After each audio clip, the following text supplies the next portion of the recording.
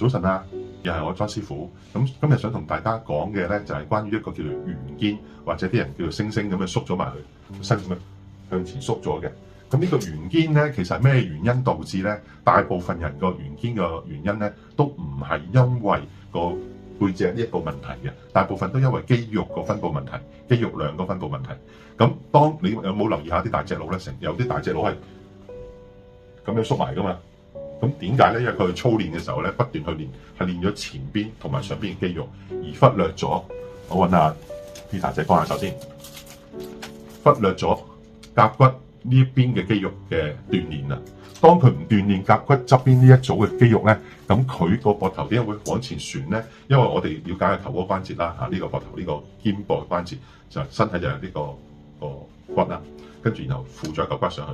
點解佢會往前縮咗咧？就係因為前邊肌肉非常發達，而後邊嗰度嗰個呢一頭先我同你講啊，呢一組嘅肌肉佢係缺乏咗，即係唔夠力啊。咁唔夠前，即係前邊好大力，後邊唔夠力，咁個膊頭往前縮咗，咁就變咗係正常㗎啦。咁坊間咧，你見可能淘寶或者係其他嘅機構咧，咁佢有啲即係有啲教你話喂有條橡筋箍住，將膊頭咁樣狂扯向後，咁我就會第時彈出嚟就咁樣㗎啦。呢樣嘢其實係治標唔治本咯，因為冇處理到嗰個問題。其實個問題就往往就係肌肉分佈問題咯。咁肌肉分佈唔好，咁前後強，咁佢就會縮咗後邊啦。唔係縮咗前邊啦。如果後邊好強，就會成日都咁樣挺起㗎啦。咁有啲人嘅工作就需要成日用後邊嘅肌肉，咁但係比較少啦嚇。咁如果成日都要彎低個身，咁樣抽啲重嘢上嚟嘅，咁佢就會成日用到後邊嘅肌肉。咁嗰啲人嘅膊就會咁樣行出嚟嘅喎。咁就係因為後邊肌肉太強。咁後邊肌肉太強，其實市場就比較少啦，大家都比較少。同埋咁樣行出嚟，大家可能唔係好介意啦。咁但係如果成日縮咗埋去，大家就反而會介意啲喎。咁其實就係咁，我哋點樣去練翻即係後邊個肌肉，令個膊頭去翻個正常嘅嗰個叫做一個正常嘅姿態咧、形態咧？咁我哋就需要條橡筋幫手啦。咁我哋呢條橡筋點樣去用咧？咁我企起身啊，就需要去拉呢條橡筋嘅。咁我通常我就會咁拉嘅，咁樣牽住，咁樣揸住條橡筋。然後咧呢邊做槓桿先啦，然後就往呢邊拉。嗱，記得喎，唔係咁喎，係咁樣。當我哋做緊呢個動作嘅時候咧，我哋喺嗰個揾個朋友啊，摸住自己背脊個甲骨側邊呢個位，摸住佢。點解摸住佢咧？你會 feel 到，你會感覺到嗰個肌肉係脹上嚟嘅，因為佢收縮緊，即係咁樣。當我咁樣拉過嚟呢一個方向嘅時候咧，會感覺到呢邊嗰個甲骨隔離，即係甲骨中心少少嗰種肌肉係實咗嘅。咁我哋咁樣練呢個咧，記得唔係咁樣擘開嘅，係咁樣貼住，明白嘛？咁樣旋出去嘅，即係如果冇條橡筋啦，就係咁樣啦。呢個動作咁樣去往外去拉。咁如果要練呢邊嘅肌肉，背脊嘅肌肉就係用呢個方向啦。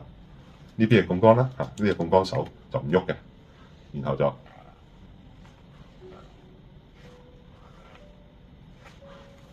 咁樣練翻一段日子啦。咁啊，每次可能係拉10幾下。嗱，我哋點樣選擇橡筋咧？就係拉10幾下就差唔多夠皮㗎啦，就攰攰地啦，咁就要停㗎啦。跟住然後可能過一段時間又再去拉，咁一日就拉翻佢3次5次。咁每次其實好快啫嘛，左邊拉右邊拉，其實1分鐘乜都做完㗎啦。咁每日咁樣做3分鐘5分鐘，若我做得10日8日，咁自己或者身邊啲朋友都會留意到，我以前嘅膊頭係前縮嘅，會慢慢向翻後褪㗎咯。咁呢一個鍛鍊咧，亦都係去強化翻我哋膊頭嘅肌肉嘅，因為咧有啲人咧係因為背脊個肌肉唔夠力，令到個膊頭好容易會褪位嘅。我頭先都講過啦，身體嗰個肱骨係一個球窩關節，即係我哋手臂呢個上臂呢個骨頭就叫肱骨。咁呢個肱骨就係搭咗落去個身體嗰個窩度，跟住然後就可以做出一啲旋轉嘅動作咁樣。咁隻手可以做到旋轉動作，呢個球窩關節。咁咁我哋呢個關節其實咧本身如果冇啲肌肉拉住咧，佢就會跌咗落嚟嘅，因為佢好淺嘅就個窩，所以佢先可以做到咁靈活。